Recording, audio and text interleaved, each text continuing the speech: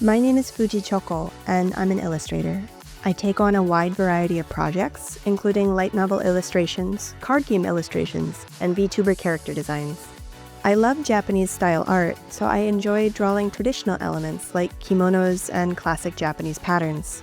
I'm also drawn to motifs with a sense of transparency, like glass or water, which often appear in my works as well.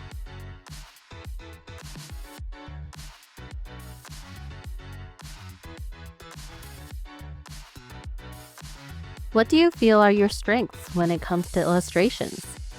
I specialize in a watercolor-like coloring style, where I layer colors to create subtle shades.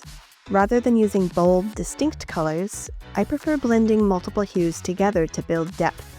I think this approach comes from the fact that I'd been painting traditionally for quite a long time before I switched to digital. When you work with real paints, you naturally learn how different colors mix and interact, and that experience has really carried over into my digital work. Of course, I don't think experience in traditional art is absolutely necessary, but I do believe it brings valuable insights you can apply to digital art. If you're interested, I definitely recommend giving it a try. When creating a piece, what do you pay special attention to? I put a lot of care into the composition. I always think about how the viewer's eye will move through the artwork and try to guide their gaze intentionally across the image. I also pay very close attention to color placement. It's hard to put into words, but I aim for arrangements that just feel good. How do you decide on a color arrangement that feels good to look at? It's honestly a very intuitive process, so it's hard to put into words.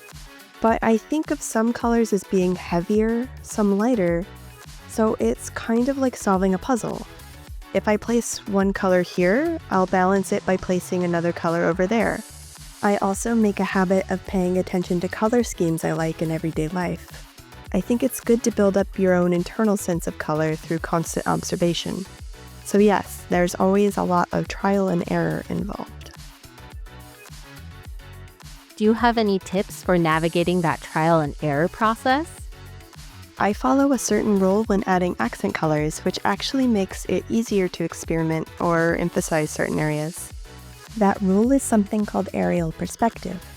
Warm colors with high saturation, like reds and oranges, tend to pop forward, while cooler hues or lower saturation colors, like greens or blues, tend to recede into the background. So I use that idea as a base when adding accent colors to help create depth. That's my general rule, and then I add playful touches where it feels right. Let's say I want to add an accent to a character's hair. Without any guidelines, it can be a bit difficult. But if I think about it according to aerial perspective, the forehead, for example, sticks out more, so I might lightly add pink highlights there. On the other hand, the parts of the hair further back could have a hint of blue. This not only keeps the drawing three-dimensional, but it also adds more richness to the color scheme. What inspired you to choose illustration as your career? Was there a specific moment or experience that set you on this path? I'd always known I wanted to do something involving drawing for work, but I actually started out aiming to become a mangaka, not an illustrator. When you're a mangaka, you need to create things like cover art or full-color artwork for the beginning of a volume, so I used to practice drawing color illustrations too. After putting so much effort into them, I started feeling like I wanted to share them somewhere, and I started submitting my work to some illustration magazines. One day, a magazine editor saw one of my submissions and offered me a small illustration job. That made me realize that illustration could be a career path in itself, not just something tied to manga. And that's what inspired me to pursue a career as an illustrator. Are there any artists or artistic works that have influenced your art style or way of thinking? When I was in elementary school, I used to copy a lot of artwork by Clamp, especially Cardcaptor Sakura, so I think Clamp's work has had a big influence on the foundation of my style.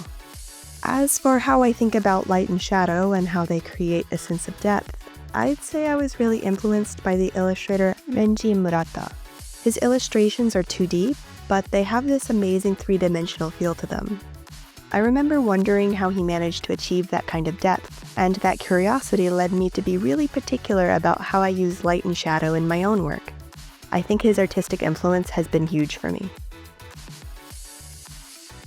Among your past work, is there a project that stands out or feels especially meaningful to you? There are quite a few, but if I had to pick one, it would be the key visual I created for Magical Mirai, the Hatsune Miku event. It's a really special memory for me because I've loved Vocaloid music since I was in high school, and getting the chance to be a part of Magical Mirai, one of the most iconic events around Hatsune Miku and Vocaloid culture, made me so happy. Also, it's not client work, but I have fond memories of my solo exhibition and the release of my art book because they were large-scale projects that put the spotlight on my original illustrations. You'll be serving as one of the judges for Pixiv's upcoming illustration contest for Thai creators. Do you have any good stories or memories related to Thailand? I haven't had the chance to visit Thailand myself yet, but I worked on illustrations for a card game called Future Card Buddy Fight, published by Bushiroad. Although the game has ended in Japan, I heard it's still very popular in Thailand. Having worked on the game, that makes me really happy. When and why did you start using Pixiv? I think it was around my second year of high school, so maybe in 2007, not even a year after Pixiv had launched. I came across a blog post on the website of an illustrator I followed at the time, and they mentioned this new platform they had just started using. I clicked the link to Pixiv, and I was shocked. There were so many insanely good illustrations all in one place. I remember thinking, wow, there are so many amazing artists out there. And that's what inspired me to join. How do you use Pixiv? I don't think the way I use Pixiv is all that different from how I use other platforms, but one thing that sets Pixiv apart from other social media is that it's a place specifically for people who love drawing and viewing art. It feels like on Pixiv there is a stronger appreciation for the technical side of illustration. For example, landscape format illustrations, which might not get much attention elsewhere, are more likely to be well received on Pixiv. I really noticed that difference in the user base. If you could give advice to your past self, what would you say? I'd probably say something like, you really should learn 3D while you're still a student. Once you start working or go freelance, it's so hard to find the time to learn a brand new skill from scratch. I've always wanted to try 3D, but I haven't been able to dedicate enough time to really study it, so I do regret not learning it earlier. That's definitely something I'd tell my younger self. For anyone who's a student right now, I really recommend trying out as many things as you can. What values or beliefs are most important to you as a creator? I think being an illustrator is only possible because there are people out there looking at your work. So for me, it's really important to create illustrations that will bring joy to the viewer.